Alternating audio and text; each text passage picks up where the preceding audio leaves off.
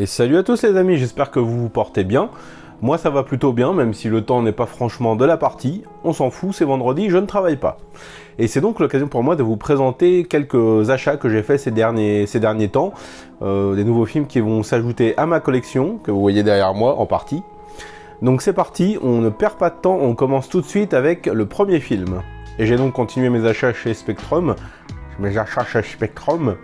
Que j'avais commencé avec Marlina la tueuse en 4 actes, et je me suis procuré un film avec Chow Yun-fat que je n'ai pas encore vu, à ma grande honte, hein. The Story of Woo Viet.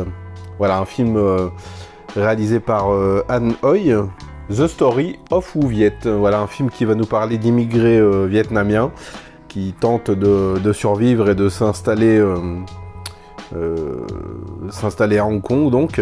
C'est un film qui, je suis sûr, est très poignant, avec un Chow Yun-fat tout jeune, mais déjà extrêmement charismatique. Un film social et engagé que j'ai déjà très envie de voir, hein, même si ça fait des années et des années que le film est dans mes envies.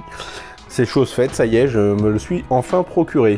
On reste chez Spectrum pour un film d'Alex Chung, vous l'avez bien sûr tous deviné, Cops and Robbers, que lui non plus, je n'ai pas encore vu, hein. J'ai énormément de films à rattraper et à voir, donc voilà. Je l'ai acquis chez Spectrum. Ça a l'air particulièrement efficace.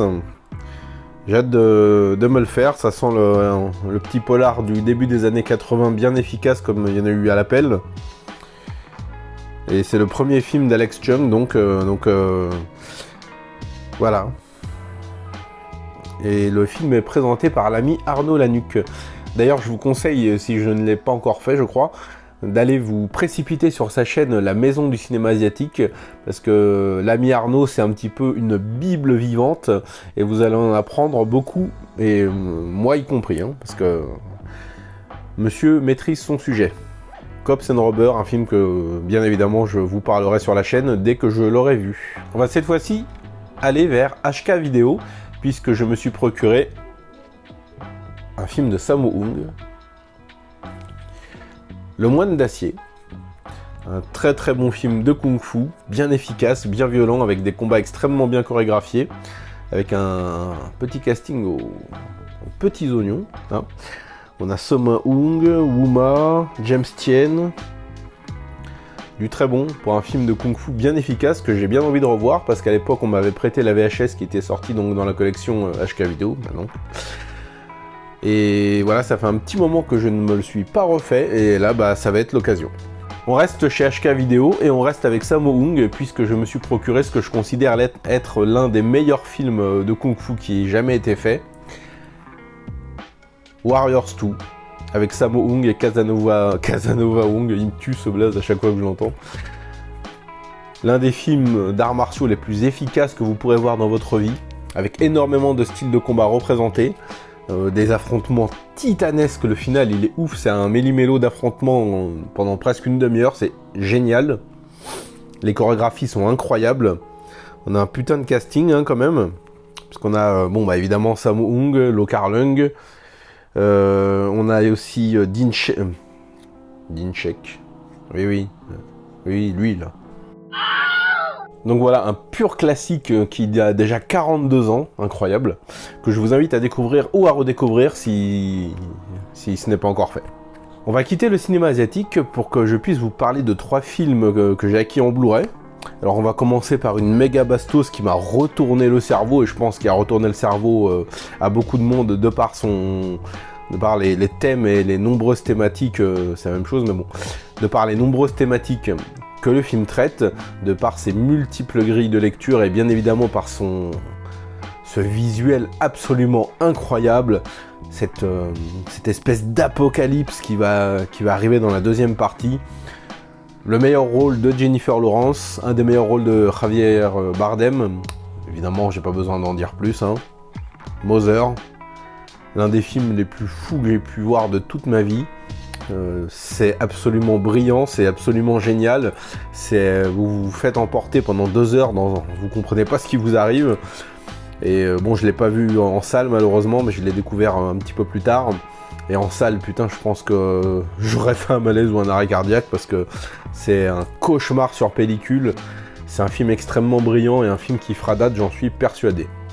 Donc Mother, hein, par l'ami Darren Aronofsky. Donc si vous ne le connaissez pas, si vous avez la chance de ne pas encore l'avoir vu, préparez-vous parce que c'est un choc. Je vais vous parler maintenant d'un de mes films préférés, d'un de mes films coup de cœur. Un film qui m'a complètement lessivé, qui m'a complètement bouleversé. Un film magnifique, humain et très touchant. Alabama Monroe. Une sublime histoire d'amour mêlée à un drame, évidemment. Je ne vais pas vous dire de quoi il retourne. Je vous invite plutôt à découvrir le film si ce n'est pas encore fait. Sachez qu'il y a une très grande part du film qui est consacrée à la musique. Et croyez-moi, la musique, vous n'allez pas l'oublier de sitôt. Les acteurs sont fabuleux. L'émotion n'est jamais forcée, c'est quelque chose de très réaliste. On va suivre un couple et ses difficultés, de très grosses difficultés. Et voilà, ce film est absolument sublime, c'est superbement bien réalisé. Les acteurs sont fabuleux, sont incroyables comme je l'ai dit. Tout est soigné, c'est une petite perle, c'est un petit chef-d'œuvre. C'est un film tellement riche en émotions que rien que d'en parler, là, j'ai une petite boule dans la gorge, comme disait mon père. Et enfin, on termine avec un film d'action, mais pas que. Voilà, une suite à une franchise qui est quand même assez bien connue, puisque à l'époque c'était sorti au cinéma en 1992, un film de Roland Emmerich, Universal Soldier, qui nous a par la suite donné de nombreuses suites. Hein. J'ai pas vu le 2 et le 3, j'ai vu le combat absolu, je me rappelle pas des masses, mais c'était plutôt moyen. Mais je sais pas ce qu'il aurait passé par la tête avec les deux suites.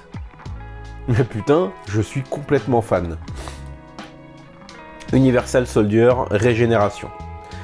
Alors, on va reprocher au film de ne pas avoir un grand budget. Oui, mais ça se passe dans un grand complexe d'usines désaffectées, ils n'ont pas de budget et tout. On s'en fout. Le film a une espèce de violence plutôt dérangeante. Alors, le film n'est pas parfait, hein, bon... Je pense que certaines scènes auraient pu être peut-être un petit peu mieux réalisées, mais il se dégage une atmosphère plutôt sombre, plutôt trouble. Il y a une espèce de sentiment d'urgence et d'apocalypse qui se dégage. Puis bon, tu retrouves quand même Van Damme et Dolph Lundgren qui vont se retrouver pour un fight qui, moi je trouve génial, parce qu'il fait écho au premier film. Il y a beaucoup de trucs qui font écho au premier film. Je trouve le fight génial, et je trouve tout le film génial, absolument génial. C'est très bourrin, c'est extrêmement violent, et comme j'ai dit, il y a une touche dark que vraiment j'apprécie, et qui sera encore plus poussée dans la suite, que je me suis pas encore procuré. Ça ne va pas tarder, bien évidemment, puisqu'on y retrouve Scott Adkins, ce qui est un argument de vente total pour moi. Donc voilà, ce Universal Soldier Régénération, c'est une suite extrêmement surprenante. C'est très bourrin, très violent, c'est pas exempt de défauts évidemment, mais le film a une atmosphère et une touche particulière qui lui donne une identité propre. Et moi franchement, ces deux suites, j'en suis complètement fan. C'est vraiment très dark, et ça prend complètement à contre-pied ce qui a été fait par le passé. Donc voilà, si vous connaissez pas, je vous invite à le découvrir. En plus dedans, il y a la montagne humaine, j'ai obligé de dire parce que sinon je vais écorcher son nom. J'ai pas envie qu'il vienne m'éclater la gueule. Andrei the Pitbull Arlovski, qu'on retrouve aussi dans la suite, qui est une espèce de titan sur pattes, qui est extrêmement impressionnant physiquement, et qui va jouer l'antagoniste du film, et qui vraiment... on a peur de le croiser, quoi. Limite, je regarde le film, je le vois, j'ai peur, je transpire. Donc voilà, une curiosité atypique à découvrir. Voilà les amis, c'est déjà tout pour moi pour cette vidéo. Je vais vous laisser là en vous souhaitant un bon week-end, en vous souhaitant un bon vendredi soir, et en vous disant on se retrouve très prochainement pour parler de cinéma asiatique, parce que vous savez que ça déchire. Salut!